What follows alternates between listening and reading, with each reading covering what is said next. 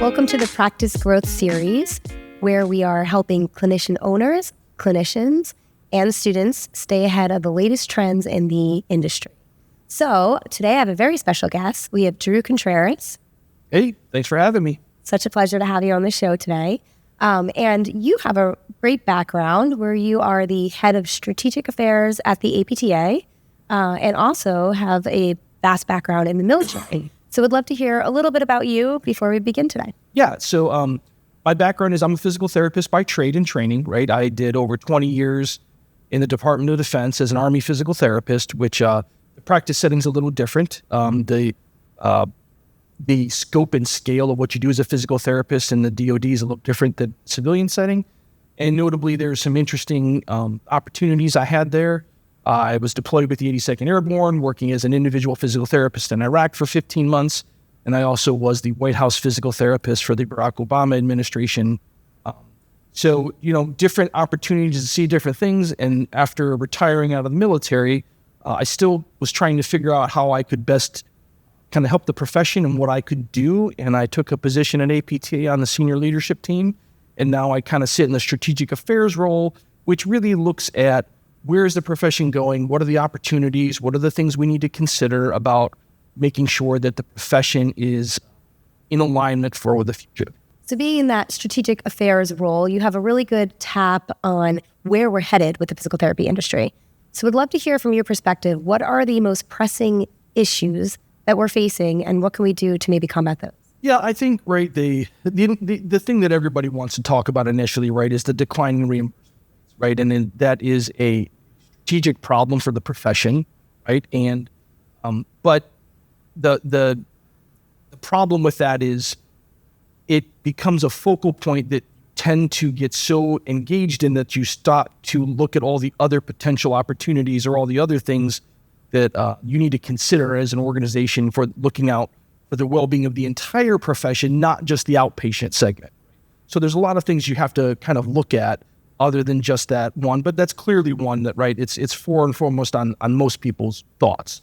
One of the things to really understand is the health of the profession, the health of the number of students coming in every year into the profession, the health of the programs, right, understanding where they're at with their admission rates, where they're at with how many PTs are they producing every year, because one of the most recent things the APTA looked at was that we're looking at a growing workforce shortage. The number of clinicians is not going to meet the demand moving kind of into the next decade. And some of that is because of the growth of the profession. Some of that is because of PTs starting to find other opportunities and other things to work at that are outside of clinical care, which sometimes is amazing, right? They take positions within organizations like up in the C-suite, or they start working with industry, or they're doing research, which is phenomenal and amazing, but it does take some people away from the clinical roles. And then I think the other thing is just kind of understand that the overall healthcare as a system in the direction that it's going is also going to have its own challenges, and PT's not immune to all those challenges. Right, and as you said, with the clinicians starting to leave the field and leave us completely, and we have that growing patient demand, how are we thinking about the future? Eventually, we can have that gap between where the clinicians are able to treat and the patients are able to get in. Right, and then also understand that, it's clear to everybody, right? We've got a growing population. The baby boomer generation is now hitting that retirement age, and their medical needs will continue to expand.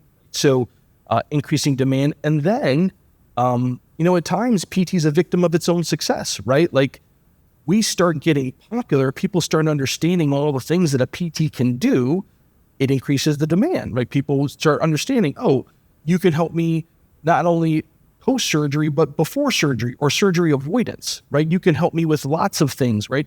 Other areas that are expanding rapidly, women's health, cancer, right? These areas are seeing huge growth, and understanding that it's an opportunity, right? But it also brings challenges to us when we do that. Right. And why do you think that people are leaving the field, or that we're having this issue where maybe we're not satisfying our PTs as much as in the past? I think there's two things that come with that, right? The first one, I think, is that the requirements to get into a physical therapy program now, right, are very strenuous. Over the last 10, 20 years, it's become where you have to be a top-tier student. You have to have high test scores. You have to put in time volunteering before you even get into the program, right? So what happens is you start elevating the students that are coming in. And then I think what you find is as students come in and they obtain their degree and they start working, this cohort is looking to do so much more than just come in and show up and see patients, right? They want to pursue their own entrepreneurial endeavors, right? They want to work in multiple settings, right? They want to do things that we don't even know or understand yet. So when you get a really talented cohort in, they're looking to do a lot more, right? And so sometimes I think that when they don't find the opportunities right away in a clinical setting, they start looking for those opportunities and scratch those itches kind of somewhere else. And I think that's kind of the big pursuit. It kind of drags them out of the clinic. And then I think the other part of that is, the clinical setting, it is like, it's a lot of work, right? And I think that sometimes people get into clinical settings and they're not quite sure maybe when they show up in that setting, they were not ready to understand like how much it's going to take, not only schedule wise, but how much a toll it takes on you emotionally, mentally, right? You're giving to people all day long, right? You are there healing people and it takes a toll on you, right? This is a lot different than sorting decimal points on a spreadsheet, right? Like you're interacting with human beings and it's exhausting, right? It can take a lot out of you. And I think that, sometimes people get into those roles and they find that it's challenging and it's draining. And sometimes then they're looking for something else. And what you mentioned earlier is they're coming out at the top of their game, right? Yes. They're the highest of the highest, getting accepted. It's hard to get accepted to PT school. And then going into the field and maybe not necessarily practicing at the top of their game when it comes to, I just graduated as a doctor and I may not be considered a doctor when I get out in the field. Can you talk a little bit more about that and where you see some struggles may exist there? Yeah, I think the challenge becomes, right, you're a doctoring profession, so you graduate and you're a doctor of physical therapy. Number one, are you and your colleagues acting and treating each other as doctors, right? I think that's the number one thing, right? So many times, right, I talk to people and they don't want to, they struggle with being called a doctor. And I don't understand that clinically when I realize how much work and energy you've put into this, right? And we have a lot of parallel professions that are doctoring professions with, very similar educational backgrounds, optometry, dentistry, right? Like pharmacy, like all these other doctoring professions are absolutely fine with it. But PTs in general have struggled. And I think part of that is because of our legacy system.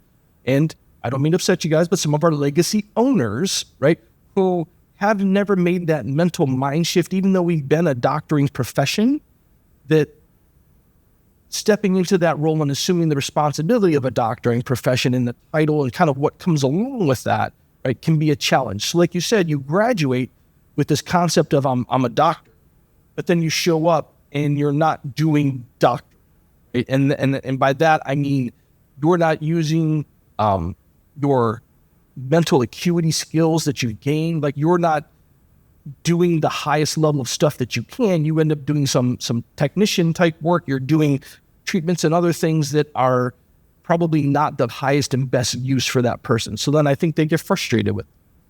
So you're saying the evaluation, really doing that is doctoring and then potentially seeing the patient multiple times and doing more of that tech level work in addition to the evaluations, right? Right. That's exactly right. Like, if you look at any other doctoring profession, right? Yes, the doctors, right, are doing that evaluation. And there are some very specific things and skills that those, other doctors and parallel things do, right?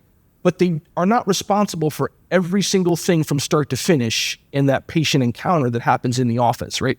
And that's where, the PT profession has struggled with that like the PT assumes everything, sometimes even from check-in, right? Check-in to every moment with that patient, right? And some of this is the architecture that was put in place by clinicians where it was very valuable to have one-on-one care for an hour, right? This concept of you and me in an hour of time is the gold standard, right? And that gets troublesome because you can't scale it. You then are responsible for every single moment of that patient care episode, right? And it gets difficult to stay in your highest and best use when that was kind of the setup and kind of the way that people looked at that's the most value you can provide. Right. So talk to me a little bit about being a primary care provider and how that could fit into where you're talking about the therapist doctoring and really being at their highest level. Yeah, right. So physical therapists functioning in a primary care musculoskeletal role has been done and is proven. The research has already been done. It's proven, the efficiency of a physical therapist, for example, ordering imaging studies, right? When there's a great study that was done that showed the only person more accurate in ordering imaging studies, right, was an orthopedic surgeon, but then it was a physical therapist closely followed, and then everybody else was far, far behind when it came to musculoskeletal problems and ordering imaging studies, right? Kind of showing that physical therapists understand the need and that when it's appropriate to kind of do those advanced tests and staying in that doctoring role that I was talking about. So we know that it's not only capable of being done, right, but it's viable and the research supports it. And I think if physical therapists can step into that larger role, like we know, for example, right, that there is a rapidly declining number of primary care providers in this country, right? There are less people enrolling in med schools to begin with, and primary care as a residency, right, is not super sought after, right? And the reason for that, some of it is financial, because if you go to primary care, residency, you're going to make X, but I could do the same time in a Durham residency and make Y, right? Completely different responsibilities. So that's one aspect of it. The other aspect of it is, it becomes more and more complicated for physicians who have to then, if you're running primary care, are kind of running a lot of aspects of entire practice, right? So it becomes difficult for them to fulfill that role, right? And PTs in not only, right, in settings where it's been proven, like in the Department of Defense or even in countries like Australia, where PTs fill that role and they fill it well. And we know that we're capable of doing it, but it also requires the profession to kind of step up and own the certainty that you can fulfill that role, that you can provide that care to the patients, and that you can fill that gap that's getting wider and wider in the healthcare system. So what do you recommend for the profession to get them to that level of a primary care provider, or how can we put ourselves in that space and take over that space? As you said, we are the best equipped to do. I think that there's a couple of things, right? I think that, APTA right now is pushing forward with a primary care specialty, right? So I think that will help people kind of understand the scope and scale of kind of what it means to kind of fill that role. I think that programs need to start understanding that as their students are going to be going out into placements, and as they're coming into their programs, that this is going to be a future placement site, a future expectation of the profession, and they're going to need to prepare for that, right? Industry is going to need to accept that we're going to have to figure out other ways of interacting with insurance companies for billing. We're going to have to figure out other ways of providing scale and support networks so that if a physical therapist is filling that primary care musculoskeletal role, then all the other things that the physical therapist used to do, we need to make sure we have solutions that those things continue to happen, right? Whether that's front office stuff, whether that's plan of care stuff, whether that's, executing treatment plans, all those things, right? You're going to have to figure that out and make sure that those systems get put in place so that the physical therapist can continue to fill that role. Otherwise, what's going to happen is we're going to step into that role, and without all the support network and all the things put in place, it'll just fall right back to whatever was most comfortable. Got it. So there's been a couple bills passed already. That's right. Can you tell us about some bills that have really helped advance us towards that primary? Yeah. So, for example, like Utah had just passed a bill putting physical therapists allowed to be in this primary care musculoskeletal role, right? And so, while that's great and very exciting, it's also kind of that chicken and egg conversation, right? So, like, it's kind of like allowing direct access, which 20 years ago, right, physical therapists didn't have, and now it's available in all 51 states. But just because you have direct access, you still have to educate the public. You have to make sure that clinicians understand what the left and right limits of that are, right? Understand what they can do as a clinician, right? So even though we've seen these expansion of the role of physical therapists before, we also have to put all the things in place to support it kind of as we go along. But like, for example, with this in Utah, right? Allowing PTs to step into this role, the one thing that people will struggle with is they believe that it's going to be met with resistance, right? And we have great research where we've done with primary care physicians that are happy, thrilled for PTs to step into that role, right? Because the primary care physician, right, who has a couple of weeks maybe on musculoskeletal stuff can focus on doing the other things, right, that primary care does, all those other systems, right, that PTs aren't going to step into, or kind of manage, right? And so primary care is happy to do it, right? The other thing is, like, in my experience working with orthopedic surgeons want to do surgery. They're not super interested in non-surgical cases, right? So if PT, right, is offloading non-surgical cases, they're thrilled because then they can spend their time seeing people who are good candidates for surgery and doing surgery. So filling, again, that niche and that role where we're kind of contributing to the bigger healthcare system will just make PTs much more valuable. And to your point earlier, I think it will put PTs in the right role where they're very satisfied with what they're doing, right? I'm being utilized every day. I'm, looking at things that are difficult, complicated, right? And I'm helping people in ways that prevent surgical intervention or prevent pills and potions, right? And injections, right?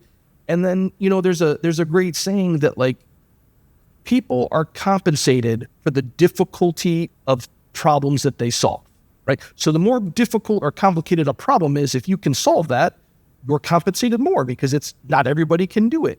And I think if physical therapists really start to embrace this role and look at it, right, you'll see an expansion in the role.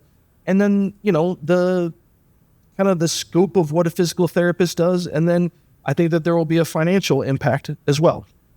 Right. And you are in the military, so you actually acted like a primary care provider for quite some time. For the audience, can you explain to us what that looked like? What was day to day? What did you do? So day to day, right? In various settings where physical therapy was the initial point of entry for anything musculoskeletal, right? So, the way it works is healthcare is free in the military. Everybody just kind of, if you need something, you just go to the clinic, right? And people would show up with whatever their concern or problem was, and somebody would screen them and go, oh, your back hurts. Oh, your foot hurts. Oh, your shoulder hurts, right? All right, we'll put you with a physical therapist, right? And I would see them that day or the next day if I was overwhelmed with so many people, but almost immediately, right? You're seen and evaluated. And the onus on the physical therapist in that system is you make the decision about what the right level of treatment is for that patient, right? So if that patient was a barely a grade 1 ankle sprain, I would do a lot of education. I would give them some home exercise, and I would give them some modification of their activities. That's all I do. Their case was done. I didn't need to do anything else, and they did not need advanced imaging. They didn't need an appointment. They didn't need a bunch of rehab appointments. I was the one managing that case. And then if they had a problem, they'd come back and see me, right? But if somebody came in, right, and they're, for lack of a better word, like they're peeing on their drop foot, right? Like, nope, we need to go see somebody right now. Like, this is a problem, right? So you take that level and you elevate it, right? You consult for the imaging studies. I could order any imaging study I wanted to. I could consult them to any provider I needed. right? And if it was an emergency, like I'd get on the phone and I'd talk to neuro, I'd talk to their primary care doc. I'd let them know, hey, your patient, we need to do something right now, right? So understanding that it was everything from, very simple things to super complicated, and understanding that your role as the manager of the musculoskeletal stuff was to kind of be that person that if it was not a surgical intervention, you were the one who owned it. And that really, it really resonates in that setting because your patients don't go away, right? So that you're there with your patients the entire time. So if you're not there to manage them, they're going to keep showing up, right? So if you're not providing that definitive care, right, you're not kind of into managing and helping them understand what their limitations are or what needs to be done, they're just going to show up again with somebody else, right? Because the patient won't go away. So your role as that manager of that musculoskeletal problem was really important. So you really are the first point of access. You see that patient first for the musculoskeletal injuries.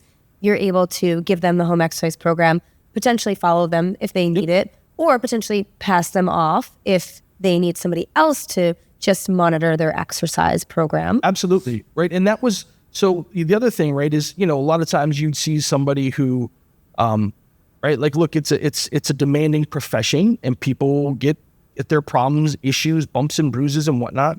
And I can tell you that of all the patients that would come in to see me, anybody that needed a rehab, right, my very capable physical therapy assistants, right, were always the one executing the treatments, right? I was not ever going to be doing split squats with them. I was never going to be doing, right, making sure, like looking at their form on an exercise, right? My team would manage that, right? And I would continue evaluating people, reevaluating people, right? Yes, there were some skills that like I would take on, whether that was a manipulation or a dry needling or anything, right? So those things that like was really in my skill set that wasn't part of the rest of the people on my team.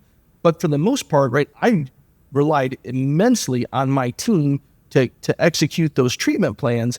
And they would let me know, hey, look, this guy's been in here 3-4 times. He's doing great. I think he's ready to go. Can you do a re-eval?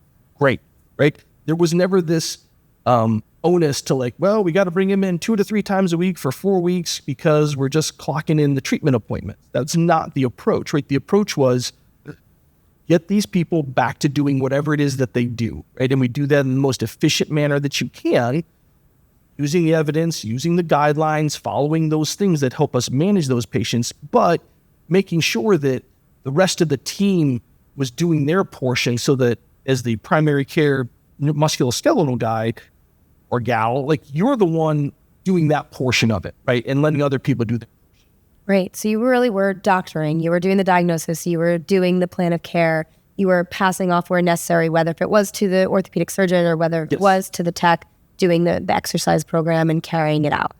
And that's pretty similar to the models they have in dentistry, the models they have in your orthopedist. Yeah. Is they have sometimes the NP come in and carry out the plan that was created by the doctor, or you have the dental hygienist come in, carry the plan that was created by the dentist. So that's kind of the primary care model that you potentially envision us moving towards. Absolutely, right? And there's also been another advancement that has happened.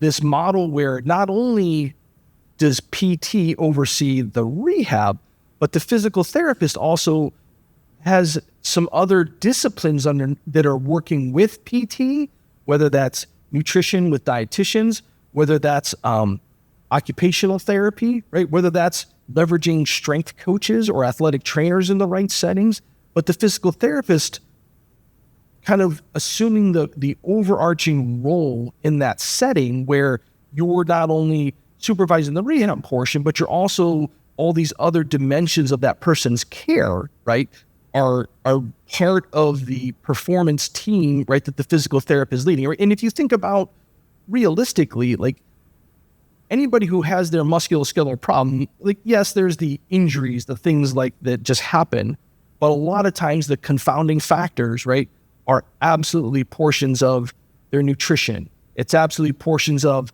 their activities that they're doing, right? There's other confounding factors that if you were trying to manage humans and you're trying to fit in a primary care role, you need other teammates and other people to work on with. And that model has been amazingly successful. So it's just another way of kind of, the physical therapist stepping into that doctoring role. Great. And so that's the PTA tech model that you've seen in the past. And talk to me a little bit about the financial aspect of that, because I know a lot of our listeners, clinic owners, clinicians, might fear that and say, well, we know PTAs now have a modifier and they don't get reimbursed as well. Right. And look, so let's start with this. Let's start with the fact that physical therapy assistant supervision was just changed January 1st, 2025. So we went from direct to general supervision, right? And so that means that you no longer have to be staring, right, at the PCA, right? Which is exactly how practice should be, right? They're a licensed clinician, right? They have expertise, and you should be able to leverage and use them as such. So that was an absolute problem, right? And that barrier has been taken away due to some lobbying and efforts that have been done on behalf of the entire profession. So now that that's kind of set aside, like you said, the question becomes, well, when a PTA is doing a 97110 code or a 97112 or 6 or whatever, like there is a differential, right? That's correct, right? And that's because we haven't had that. It was more important to get the supervision fixed first before you go after fixing the differential. So my point to that is like, yes, it exists, but it probably won't exist forever. That takes some efforts to change that. But if you just look at it and think about it like this, what is the reimbursement rate for a Therax code, a Theract code, or a gait training or whatever? And what is the reimbursement rate for an evaluation or a reevaluation code? Like, they're completely different. Like they are exponentially different. So why would I have my highest paid employee constantly doing my lowest reimbursed codes? It's just a question you need to ask yourself, right? In any business model, ever, in any world, why would you do that, right? So you have to kind of start there. Yes, you have to do the math and all these conversations, but also to the point of, if your physical therapist isn't sitting in that role where they're evaluating, doing the high-level things, if you're using them as a technician, are they happy? Are they satisfied, right? Is that the best business model for you to go for? Is that a sustainable business model moving forward? Knowing that, if your plan is to always have Medicare reimbursement go up, you are not going to be in business forever, right? That is not the way that the government works. That's not the way the system is ever going to work. So yes, you can lobby, yes, you can change it, but that can't be the premise of your model that you're working on. And being a primary care provider and doing that higher level work, doing the evals, really following that model you just described, is there ever a way where now PTs could be part of the primary care codes? That's an excellent point. So there is a whole category of non-physician providers, right? Physician associates, nurse practitioners, right? That bill in a different system, right, than CPT codes, right? And could PTs fall into that role? You certainly have the education for it. We certainly have the research showing that we can do it, right? Part of it is, do we have the fortitude and the willingness as a profession to assume that responsibility and step into that, right? And that's a hard question, right? That means changing some dogmas, right, that we've put in place, taking away some sacred cows and moving to this model, right? One of the things that every time I ask a PT, like, why wouldn't you spend your time evaluating, reevaluating, right? Inevitably, what it comes down to a lot of times is physical therapists tell me, well, I really like doing the rehab. I really enjoy doing, yellow TheraBand clamshells, right? And my answer to that is that's amazing, right? That's what my physical therapy assistant does, right?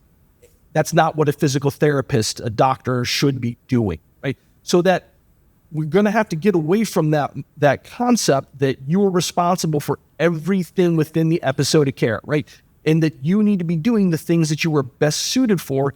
And when you have highly trained, competent, licensed people on your team, they should be doing the best things that they can do as well. And this may solve the demand issue because we don't have enough PTs coming out per se. Correct. Or we're not retaining enough to grow some of our clinics or grow our areas that have a lot of patient demand. So we're just stuck in this gray area, right?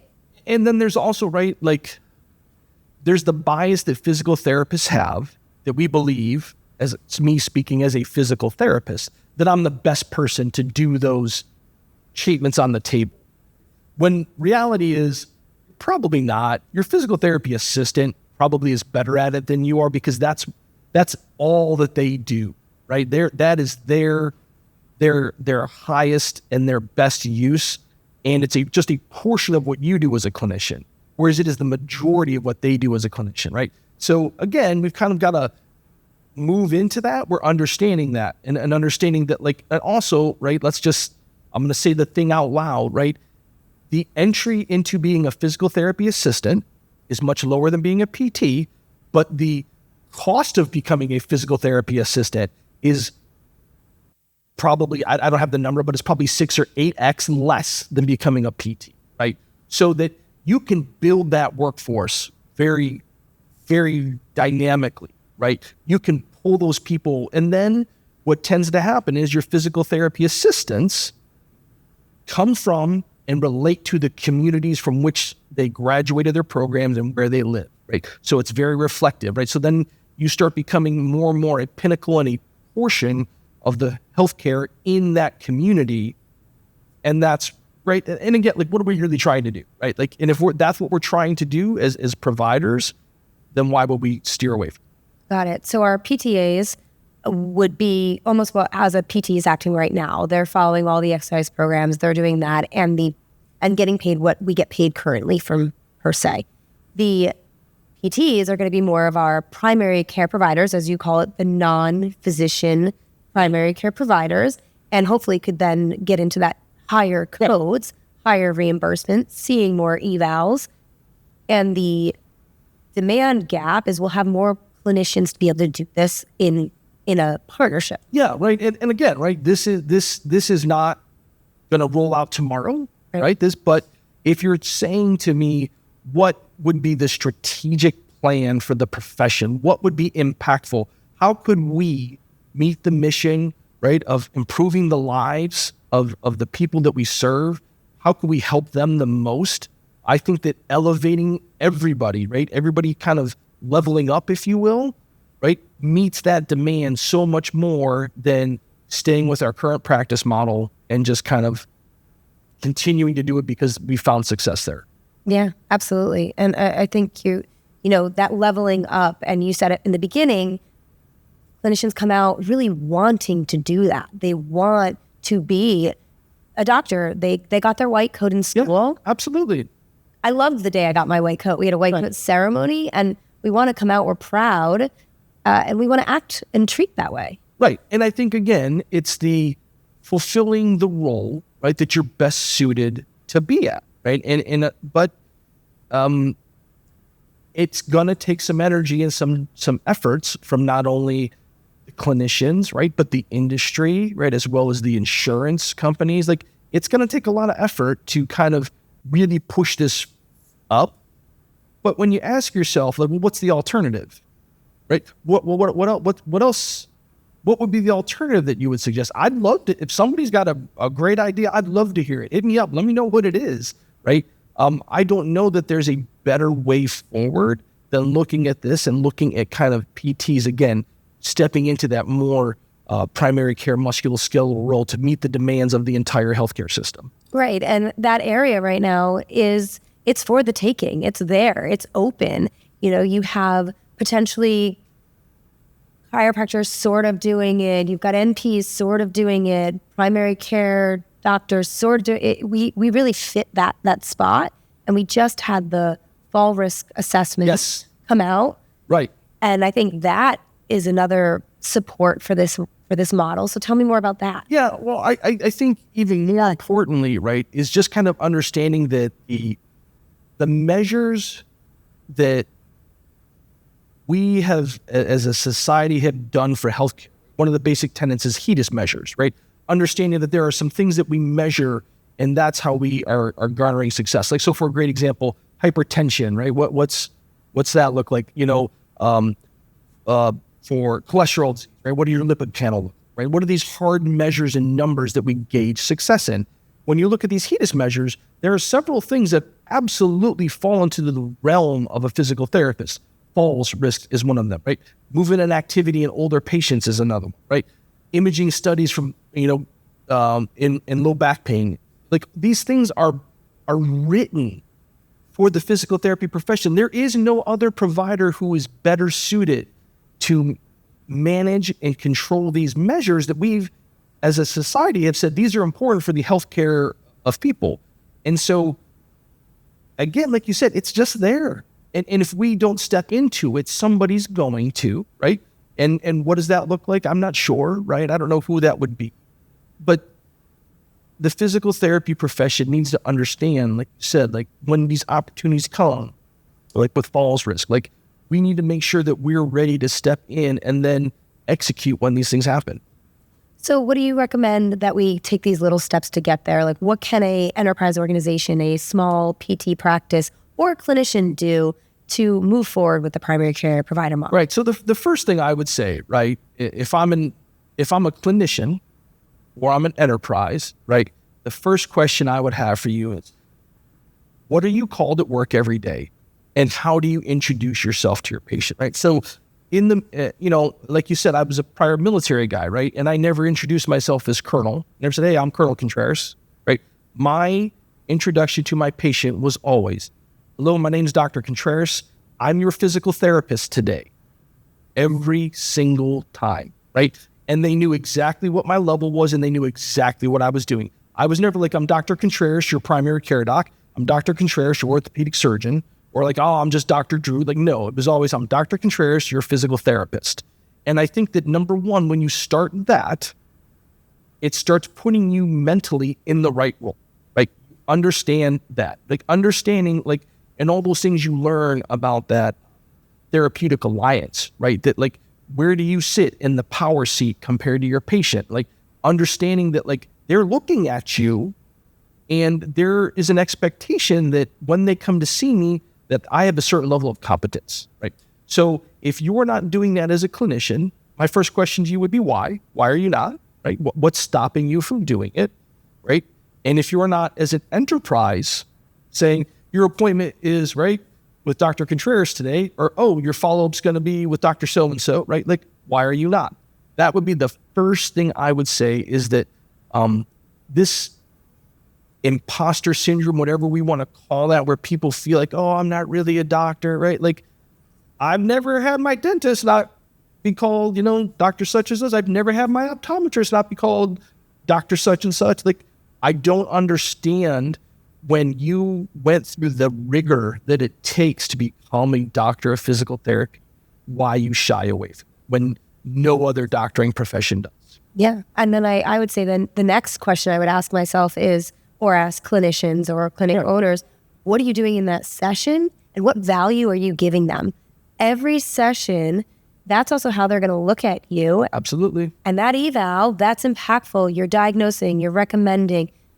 If then each session is sort of a check-in, yep, let me see your exercises, move on, then they're start to not consider you as much of a doctor. So I do think introducing yourself as a doctor and giving value at every single session and allowing the other parts of the model right to carry out some of the other pieces. Yeah, right. And I think that, right, it sounds so base, right? It just doesn't even, like when I say it out loud, I'm like, really? Like this is, but if you don't start there, none of the other stuff can happen, right? So again, this is the acceptance of a doctoring level profession, accepting that, yes, I'm a doctor and you should hold me to that standard, right? I should be the person that you're expecting when you come in to see me.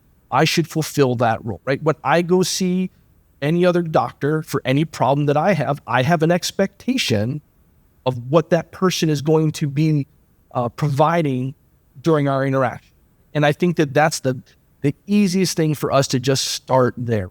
There's a whole lot of other things, right? And there's a whole lot of things that we have to talk about with programs and residencies, fellowships, and ongoing things. There's a million things, right? But the most basic level, right, is just understanding your value, right? That you have earned that title and role. Nobody gave it to you, right? And you've earned it. And then accept that to be the provider that the person that you're with that day is expected. So it's almost like we have to start internally with ourselves, the clinicians, our companies, and almost defining physical therapy again. We have to redefine and make sure everybody's aligned. We say we're doctor physical therapists, but redefining to make sure people truly then are acting on that. Yeah, right. And I get it, right? The legacy system was not a doctoring profession, and there's still a lot of people and places that haven't kind of moved into this mindset. I understand that. I absolutely understand it. But I also understand that like anything, if it chooses to not innovate or move forward, it won't exist much longer, right? So, we saw that during COVID of restaurants who refused to give takeout. I bet 90% of those restaurants are not in business anymore, right? Like you have to adjust when the situation demands it. And to the point, the healthcare system is struggling with having enough providers at the doctoring level to meet the demands of patients. And speaking of post-COVID, right, people now more than ever are owning a portion of their healthcare journey, right? They seek people out when they have problems because they realize that like nothing else really matters if your health is awful, right? If you can't function healthy, right? Like you can't really do anything, right? So people are starting to understand that. And that's why you see, right, the growth in the fitness industry, the health industry, everything with GLPs, people trying to get their weight under control, right? People are starting to understand that they have a big portion to play in managing their healthcare. And when all people eventually will have movement trouble, that is the nature of the human experience. Someday you're going to wake up and something's not going to move well. That's going to happen for every human being on this planet. And who's the person that they're going to seek out when that happens? I mean, like, right? Like the worst thing I ever hear is like when people are like, I hurt myself sleeping. Like I got up and I hurt, like I didn't do anything, right? Because eventually, right, the human body, right, is designed to move. And when it doesn't move the way you've expected it to move, you're going to seek help. And PTs are the people that should be stepping in. Yeah, and that should be our identity, that primary care musculoskeletal provider. We should be that role. We're the ones they think of and come to. And I know that one of the ways I recommended to my own clinicians that I've mentored or to my patients as well, is I've always said, once you graduate, I don't like discharge, graduate. Once you've graduated from this care, I'm your provider for life. You're my patient for life. So you're right. I have had the pleasure of working with, a couple of presidents of the United States, right? And I still work with them, right? And that's because I'm their PT, right? You are their person. And right. And when people struggle with this, I look at it like my lovely wife, right? Who is a redhead by the grace of her colorist, right? So like she has a person that she sees and who takes care of her hair. Her hairdresser. Right? And she has a person, right? Mm-hmm. I'm being a little flippant about it, but the point is like she has identified a person who helps her with one aspect that is important to her, right?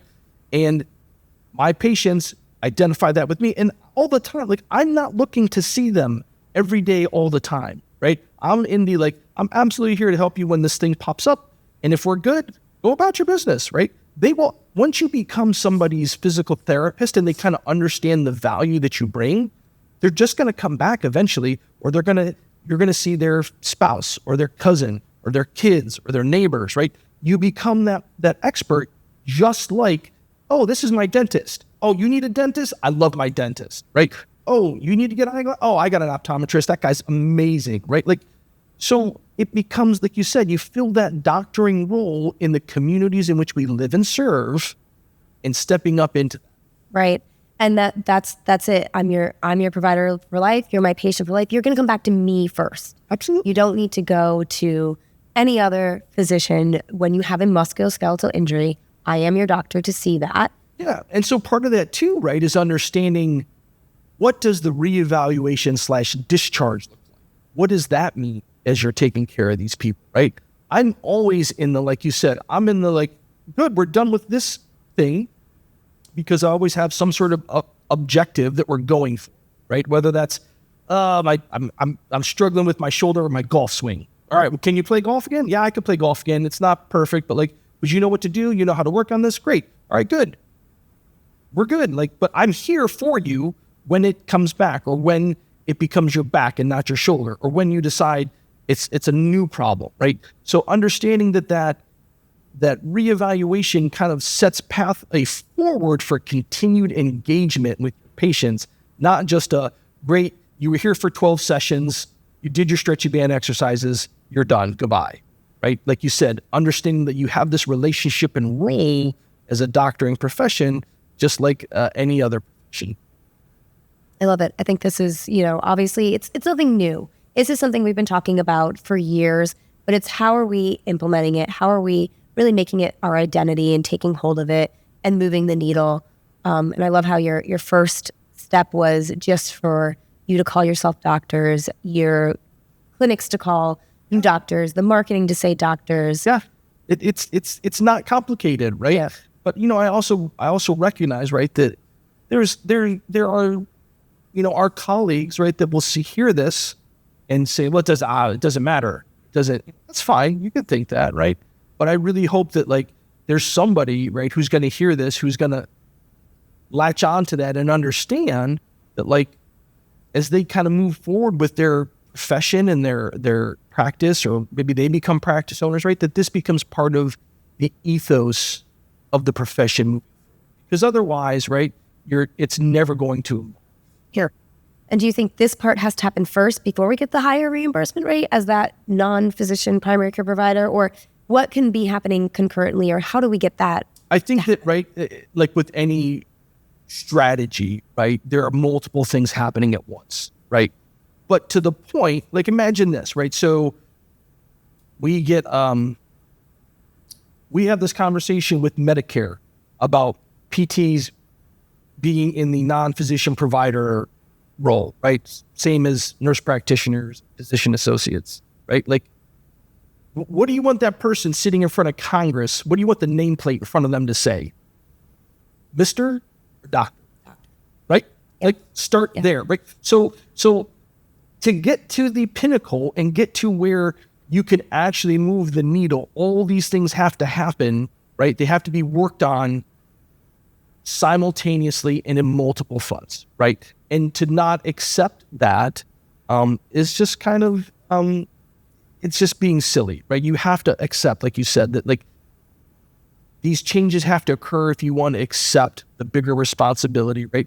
And like I said, you want to solve more complicated problems. You want to get, reimbursed for doing more complicated things. That's fine. But I expect a certain level out of you when I come in to see you, and you start off with, hi, I'm Dr. Contreras, your physical therapist. Right. And you also really highly recommend that clinic owners and clinicians partner with those PTAs and keep that model going. Absolutely, right? Because there's no way to do this without the scale and without having the team in place to keep, right? It's just like any sport, any team, right? Like you can't just have a point guard and win a basketball game, right? You've got to have everybody out there doing their roles. You can't win a football game with just a quarterback, right? You have to have everybody out there doing the things that they should be doing. And everybody has different roles and responsibilities, and that's the way that effective team works. Just like when you go in for your annual visit with your physician, right? Like there are numerous people doing different portions of that encounter, right? Why are we not just accepting that that's a portion of a doctoring profession? Yeah, great. And any last minute advice or just takeaways of, something that you would say tomorrow, go back and this is what I want you all to talk about amongst each other or to start and implement? Right. I think, it's like the, saw this, so I'm a big dog person, right? And so the thing I see sometimes is like, be the person that your dog thinks you are, right? So like I think about that, and I think about whenever you're in the clinic, whenever you're seeing patients, or whenever you're just coming to work, or whatever it is you're doing, right? If you're in management, right? If you're in the C-suite, if you're the owner, like whatever it is, right? Understand that like it's hard to fulfill the role of the position that other people think that you should be doing. It's a lot, right? And it's a lot of meeting those expectations. But if you truly want to, be successful, right, it starts there. It just starts with be the thing that you're supposed to be, right? Whatever that is, right? If that's a PTA, if that's a PT student on a clinical rotation, if that's a clinic owner, right? Step into that role, right? And accept the responsibility of it. And if you're a PT, accept that if you're a doctor of physical therapy, that your name should start with doctor. Just accept the role. And how far out do you think we are from PTs being able to prescribe imaging? And I think that the acceleration is going to come faster than people realize. And I'd like to think that in the 2030s, we will be looking at this like, maybe you and I, right, are at a conference somewhere and be like, remember that conversation in 2025? Like, did you think it was going to happen this fast? The thing that is, everything is so accelerated now, right? There was a great quote that I heard once that like, the speed of change today, right, is fast, but it will never be as slow as it is today. Tomorrow will always be faster. Implementation of AI tools, of just technology, implementation of just your ability to process information is going to accelerate everything, right? And the world's going to demand more and more, right? So it's always going to get faster exponentially. So I think that, right, a decade from now, right, I'd love for you and I to be laughing about this conversation and be like, I don't think it was going to happen that fast, but here we are. Well, I hope you're right. And I really look towards that because PTs are some of the strongest individuals. I mean, they just have all the knowledge it could have when it comes to musculoskeletal movement analysis, when it comes to what I should be doing to work on, as you said, the geriatric falls, any of the medical histories going on right now, all of that Ozempic that's happening, right? The muscle loss. I mean, we are the providers that should be treating and seeing all of that. Right. And again, we just kind of have to accept that, like, yeah, we're the right people for that role, right? And it doesn't mean, right, that you do everything, right? Because that's the side that starts, you start stepping into roles that, like, and we are not best suited, right, for everything. But this is where we can have the most impact. Awesome. Well, Drew, this has been a pleasure. I'm excited to share this with everybody, and hopefully they've taken some really good points and we'll put it into action tomorrow. Absolutely. Thanks for having me.